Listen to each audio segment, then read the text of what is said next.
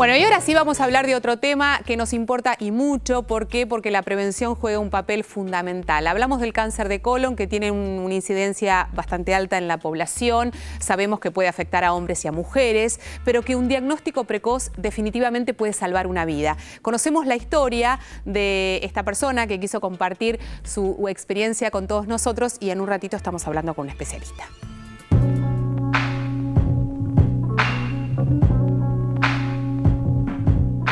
Me entero a través de el único síntoma que era el adelgazar rápidamente, que tenía un tumor en el colon.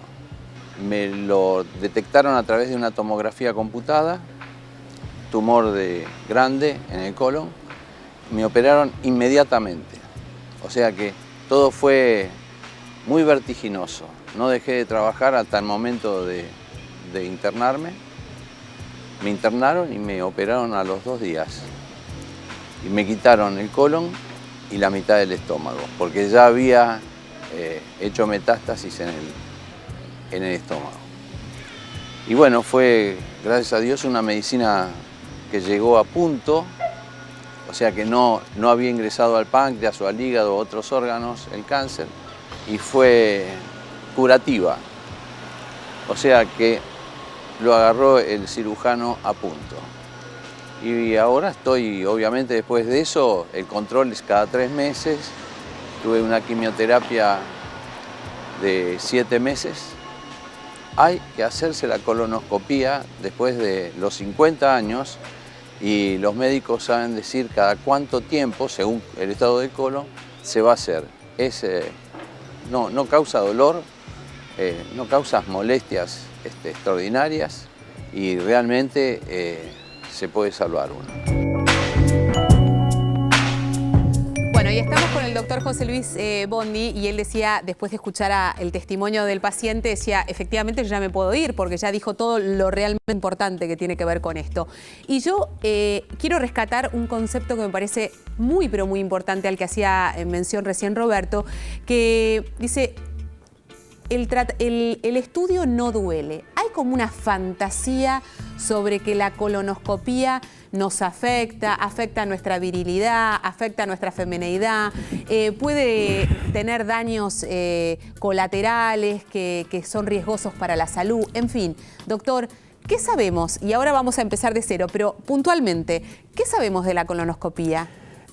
Yo creo que antes tendríamos que explicar qué es el colon y dónde está. No, eso vamos a ir, eso? Pero digo, porque quiero volver al testimonio. Es un estudio que se hace a través de una muy fina sondita que se coloca en el ano y se recorre todo el colon, con lo cual se puede observar todo el interior del órgano. Esto previamente necesita una preparación intestinal que tiene que ser muy adecuada, muy bien realizada, porque dependiendo de eso también dependerá el resultado de poder observar o no la presencia de unas pequeñas elevaciones que después vamos a conversar, si te parece, que se llaman pólipos, que es un elemento anterior.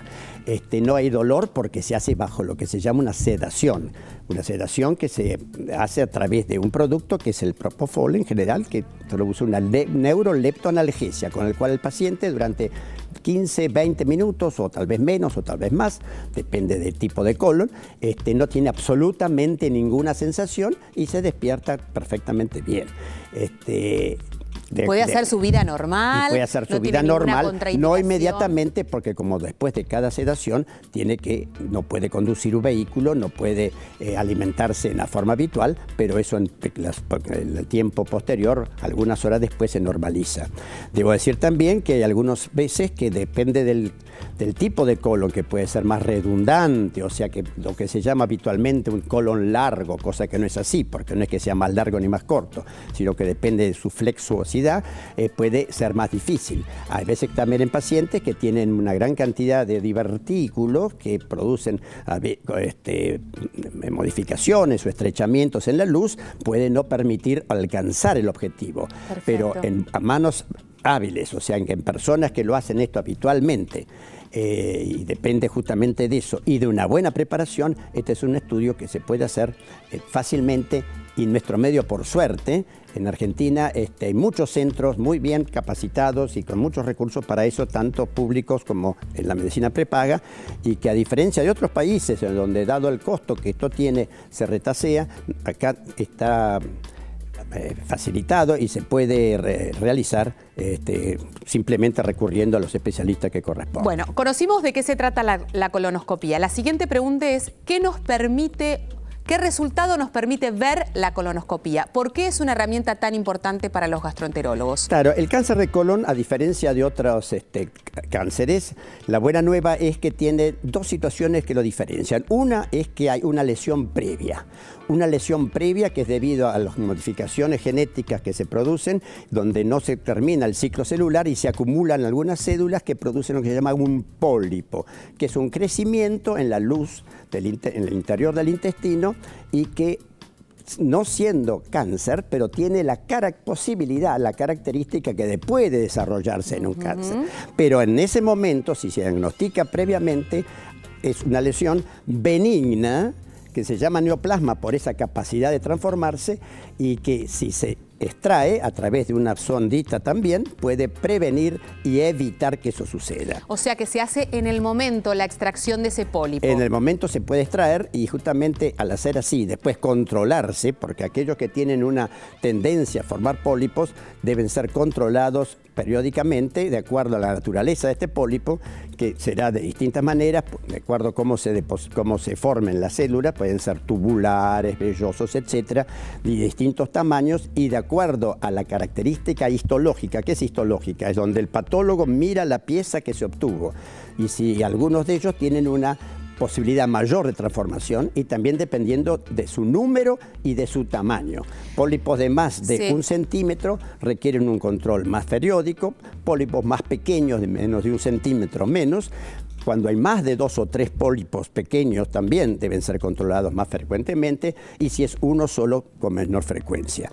Bueno. También, para terminar con el concepto, de acuerdo a la característica que tenga, te explico porque es importante. Me siento en el colegio.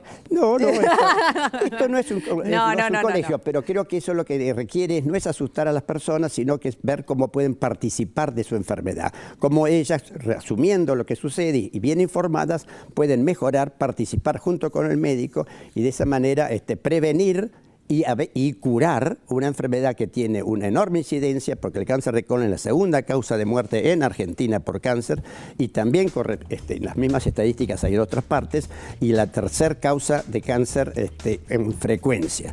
Eso es muy importante conocerlo. Bueno, si me permite, la pregunta es, ¿cada cuánto la colonoscopía y quiénes deben hacerse una colonoscopía porque tienen factores de riesgo previos antes de la tendencia habitual? Muy bien, Dolores, veo que estás muy bien informada. Hay algunas situaciones de riesgo mayor. ¿Cuáles son los riesgos? Tener un pariente próximo con cáncer, pólipo o enfermedades inflamatorias, que son la colitis ulcerosa o la enfermedad de Crohn. Si hay un padre, una madre, un tío, un abuelo que ha predecido o pólipos o cáncer de colon o enfermedades inflamatorias, debe hacerse 10 años antes de la aparición del tumor en este familiar próximo. Normalmente, o sea que si lo tuvo a los 40 años, la persona debería de empezar a investigar a los 30. De no ser así, dado que por estadísticas el cáncer de colon suele ocurrir habitualmente después de los 50 años, se toma como consenso que a partir de los 50 años, aún en ausencia de un riesgo aumentado, debería hacerse un estudio de colon. No siempre se cumple con este requisito, depende de los lugares, depende de las posibilidades de acceder a los sistemas de salud, pero eso es lo que hace a prevención corresponde. También hay un riesgo aumentado en personas que abusan del tabaco, del alcohol, de la ingesta de carnes y de grasas, que tienen poca actividad física, también tienen un riesgo aumentado. Los que tienen una diabetes tipo 2 también tienen un riesgo aumentado, o sea que todos estos elementos hay que tener en cuenta. La edad habitual es a los 50 años si no se tienen factores de riesgo previos. Eso es lo que por consenso y por estudios estadísticos internacionales, Sí. es lo que se acepta. ¿Y cada cuánto? Si no se encuentra ningún elemento en el estudio basal, se puede repetir a los 10 años. Si existe un pólipo, de acuerdo a tamaño y de acuerdo a la naturaleza que me refería antes, Sí. se puede repetir a los 5 años o a los 3 años. Eso también dependerá, y eso del médico que trata lo va a decidir, de un aspecto que se llama la displasia. Si tienen modificaciones celulares, tienen que hacerse en 3 años. Si no hay ese tipo de modificación celular, se puede hacer a los 5 años. De todos modos, esto no es la Biblia. Quiere decir con eso que cada situación y cada persona puede requerir un estudio diferente. Hay a veces también, de acuerdo a la posibilidad de que hay hasta 6% de casos en que no se encuentra el pólipo en el examen. Cuanto mejor preparado esté el colon y más hábil sea el endoscopista, menores son las posibilidades de que se puedan no verse. Pero hay una posibilidad de que hasta del 6% de que no se observe en el primer estudio.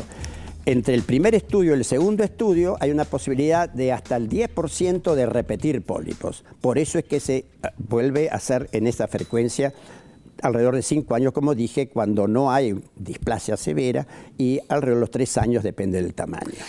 Usted hizo referencia a enfermedades inflamatorias crónicas que pueden sí también ser un factor de riesgo. A mí me parece en especial importante este concepto para que la gente en casa pueda darse cuenta que no solamente cuando recién tengo 50 años o porque mi madre o mi padre o mi tío o mi abuelo tuvo un diagnóstico de cáncer de colon, también se requiere de una consulta especial con el gastroenterólogo. ¿A qué nos referimos? La enfermedad de Crohn es algo poco conocido, pero existen situaciones más frecuentes en la población que también requieren de una consulta. Las enfermedades inflamatorias son fundamentalmente dos. Uno, la colitis ulcerativa, y esta enfermedad que en nuestro medio es poco frecuente, como tú dices, que es la ileocolitis regional. Esas son las enfermedades inflamatorias clásicas a las que uno refiere. Que es muy también habitual, y esto en general también se confundía mucho con la enfermedad celíaca, que es, tiene colon irritable. La persona que tiene el diagnóstico de colon irritable también tiene que tener un especial cuidado y por ende un diagnóstico, un control más asiduo. Te cuento que el colon irritable no es una enfermedad.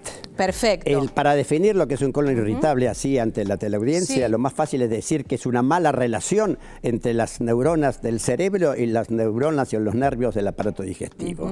Entonces yo los invito a mis pacientes que manifiestan distintos síntomas y signos del colon irritable, de que busquen cómo hacerlos amigos para que estas manifestaciones no se produzcan. O sea que no hay una Claro, entidad, no hay una una enfermedad entidad como que tal. se llame tal. Perfecto. Se manifiesta de distintas maneras, podemos conversarlo, ya sea con problemas en la evacuación intestinal, de deposiciones explosivas, por una parte, con diarrea, otros con constipación, otros con dolor, otros con distensión abdominal, y en ellos hay lo que se llama la hipersensibilidad visceral. La hipersensibilidad es algo que padece una persona y no la tiene otra, y Claro. que tiene que ver con cada individuo. Perfecto. Pero ese es el colon irritable. Colon irritable que hay que saber diagnosticar y diferenciar de otras situaciones. Si hay pérdida de sangre, por ejemplo, no es un colon irritable, hay que buscar qué pasa. Esto es Si una hay situación de alarma. Claro, son los estados de alarma, si hay adelgazamiento, pérdida de sangre, dolores que no parecen que tienen otras características, hay que saber muy bien el diagnóstico diferencial para no quedarse con el colon irritable y tratarlo con ansiolíticos o antidepresivos. Perfecto. Pero de ahí es que el médico tiene que saber, en casos mayor riesgo, y depende de la edad y otras condiciones, cómo buscar un estudio endoscópico o una sangre oculta en materia fecal, que para pacientes mayores, grandes y con dificultades para endoscopías y sedación, se puede hacer sangre oculta en materia fecal. Bueno, Esos son esto elementos es ayudos. muy importante también a tenerlo en cuenta. La presencia de sangre en materia fecal tiene que ser reconocida y amerita una consulta con el gastroenterólogo para que justamente resuelva si efectivamente eso requiere o no de una investigación mayor. Claro, la buena nueva es esa justamente, que este tipo de cáncer tiene una lesión anterior y tiene una larga evolución, lo que permite un tratamiento precoz y evitar entonces su progresión que evidentemente hace de un pronóstico distinto. Bueno, nos queda como un concepto fundamental, hablando de la prevención, saber que la colonoscopía es una herramienta clave con la que contamos para llegar a un diagnóstico temprano que nos permita modificar radicalmente el curso de una enfermedad que puede terminar justamente matándonos. Así que hacemos la última pausa. Después de la misma estaremos respondiendo tus consultas. Gracias, doctor, por esta información. Ya venimos, no te Gracias, vayas. Dolores.